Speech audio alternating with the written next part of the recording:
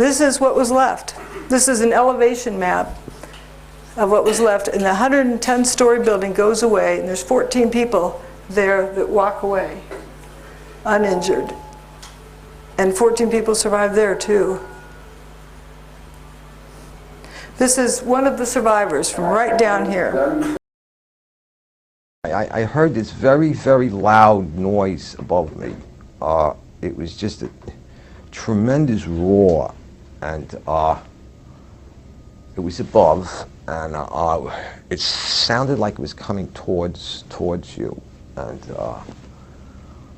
then the wind, a very, very fierce wind, and my helmet, it started lifting me up off the ground, and so that's when I crouched down. The next thing I just crouched down. I got to the corner of the staircase by the railing, and I just got as small as I could possibly get. You know, because I'm not a big guy to begin with, so fortunately I'm not. So I got in and I literally, well, I guess the best way to describe it, I tried to crawl into my fire helmet. That's what I wanted to do, just to protect myself. And I wasn't sure what was going on. I thought the building might be coming down, and I figured, okay, this could be it, you know. I mean, and I was a little angry. I said, you know, so like, damn it, like, why me? Why, you know, I'm beautiful. I'm gonna die in the World Trade Center on a beautiful summer morning. It's like a little denial and disbelief sets in, and so then I started getting hit with stuff. You know, it was just debris was hitting me, and it went dark, and then the next thing was just total silence. Nothing, no wind. No noise, no light, nothing. And then I started hearing noises. I started hearing like moaning, and guys were starting to communicate, yell out. These were the guys that I was trapped with. They're calling out, who's there, you guys all right, blah, blah, blah, and this kind of thing. And I realized I was other people. I wasn't alone, you know. Because when you're alone in a situation like that, it's like existential isolation. It's like, and then when you find out you're with other people, it makes you feel a lot better. Even though you know you're in a very bad situation, at least there's other people. But then the strangest thing happened. This beam of sunlight came right in on us, like about 8 inches long, but it was clearly sunlight. It was all dirty and full of debris, and it looked like pepper was floating around in it, sort of. But it was sunlight, and I'm like amazed now. It's a 110-story building above us, and I'm looking up at the sun. But when you came out, you had no idea where you were. There was no way to tell north, south, east, west. It was just the whole atmosphere was full of debris and papers and smoke, and there was no landmarks. There was no way to make a reference point. There was no, you couldn't see the sun anymore. The sun had gone away because the sunlight that had come in now was gone, and so there was no way to tell which way you were going. There was 14 of them that survived from there. Oops. There you go. From right here. One of them was Jay Jonas, who said, I looked and said, guys, there used to be 106 floors above us, and now I'm seeing sunshine. There's nothing above us. That big building doesn't exist. And he later said, these are the biggest office buildings in the world, and I didn't see one desk, one chair, one phone, nothing. I'd like to add to that, with all the photographs I've looked at, I haven't seen one bit of a toilet. There should be like 3,000 toilets there. And porcelain, smooth porcelain, is easy to spot. A piece of it. Nothing. And the folks in that spot survived as well.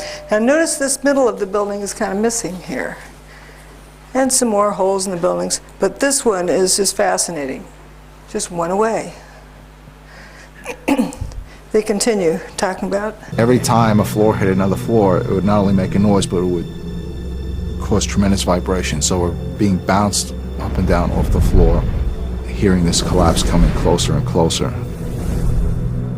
Mickey Cross was caught on the second floor. My helmet started flying off my head. I had forgotten to snap my helmet. So I grabbed my helmet. I guess instinctually I just pulled myself down the corner. The collapse collapse of the North Tower created a massive rush of air. I was blown down 6 stories down to the first floor, and all I can remember while I was being blown down was, oh my God, oh my God, oh my God. There wasn't any time to think about anything. The 110-story tower disintegrated in just 10 seconds. It was that fast, yet for me it was kind of slow motion too at the same time. And I remember thinking to myself, I said, oh shit, this is it, we didn't make it.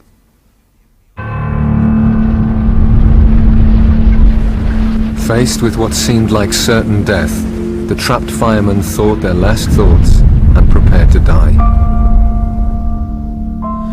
In those 10 seconds, I was like, well, I'm 33, what have I done with my life? Worked almost all the time.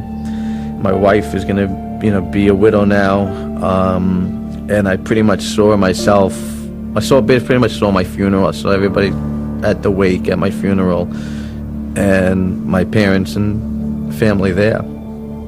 You think about everything I guess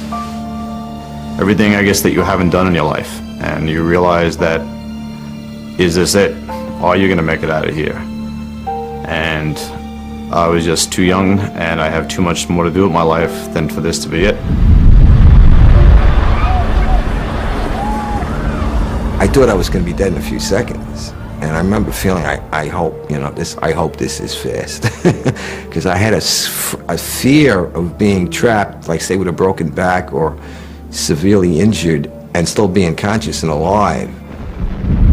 It was strange, but I was at peace when the collapse actually started. I said, all right, whatever's going to happen now is going to happen, and I hope it doesn't hurt too much, but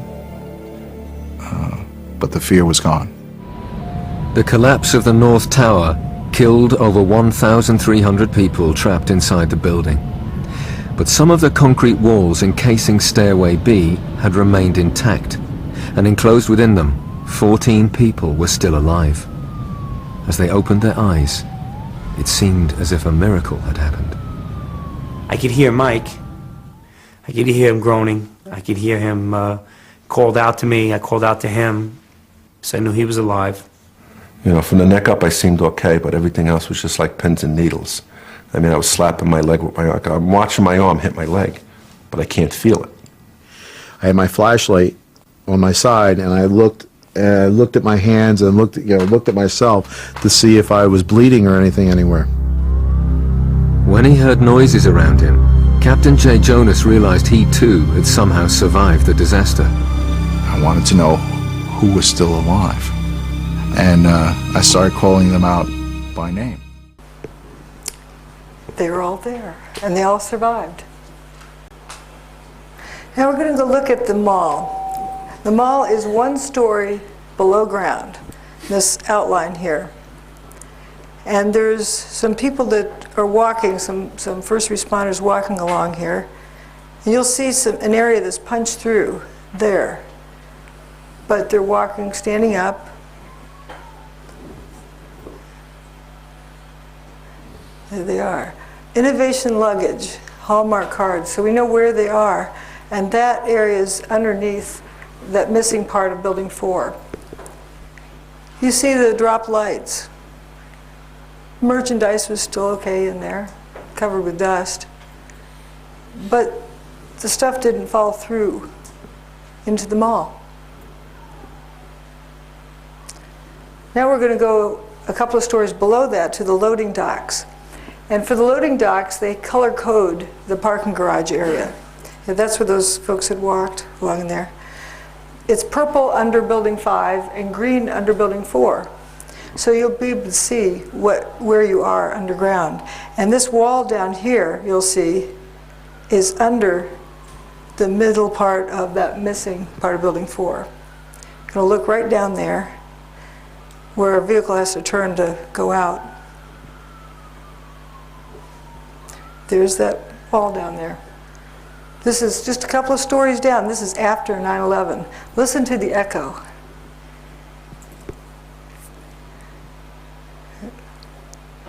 Going down to the parking garage. We're in quite deep. These are the first pictures of search crews underneath the World Trade Center desperately looking for survivors. Someone down here? That's not even a full parking garage, much less a collapsed in one. That's a nice, clean echo. Now, right above the ground, here it is, ground level. You can look all the way through where Tower 1 had been. There's where stairwell B had been. Look at all this dirt. Where'd the dirt come from? Looks like dirt there. There's Tower 2, or the remains of. The very next morning, Rudy Giuliani's explaining there's 120 dump trucks going in and out of the city all night. We were able to move 120 dump trucks out of the city last night, which will give you a sense of the work that was done overnight. So some of the debris has already been removed. More of it is being removed, and it'll be done by barge all throughout the day today. Did you think they're going to finish by 5 p.m.? Here's, again, what was left. James McGlynn, one of the trapped firefighters, was talking about when they were rescued. He said, we kept telling them we're in stairwell B, Tower 1. Where are you? Tower 1, stairwell B. Where are you? And back and forth until the person on the handy talkie said, where's Tower 1? You can kind of see it. Wouldn't you think the voices were coming from the beyond? There's stairwell B. And this is the last segment where they get rescued. Hundreds more firemen were now arriving at the disaster area, but Captain J. Jonas's Mayday messages were still not getting through. Trapped down in the remains of Stairway B, there was nothing else Jay could do. We realize we can't get ourselves out. And that's a big mental leap for a fireman to take, because we're so used to being the people who are going in to rescue someone. Now, the roles are reversed, and you realize you're helpless yourself.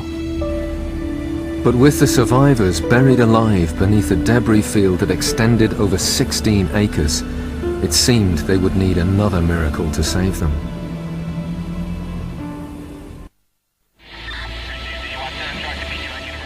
It was midday on 9/11, and in the chaos and confusion, Captain J. Jonas's Mayday messages were still not being received. The firemen had no idea there was a pocket of survivors nearby. Then Jay again tries to make radio contact. Unexpectedly, this time his call is picked up. One of the officers coordinating rescue operations is Chief Nick Visconti. He responds to J. Jonas's Mayday call. Operations to ladder 6. All units stand by. Operations to ladder 6. I got a radio transmission from Nick Visconti. I heard Operations Post to ladder 6. Operations Post to ladder 6. This is Jay, where are you? Okay, 10-4. North Tower, stairwell B as in boy on the second floor. But the location Jay gave was unbelievable to them. The North Tower no longer existed. They asked for his location again. He asked me that a couple times, and one time he asked me that. Somebody else got on the radio and said, "Where's the North Tower?" I remember somebody saying it, "Where's the North Tower?" on the radio. And I said, "Oh shit." I says, it's not good. And there's stairwell B.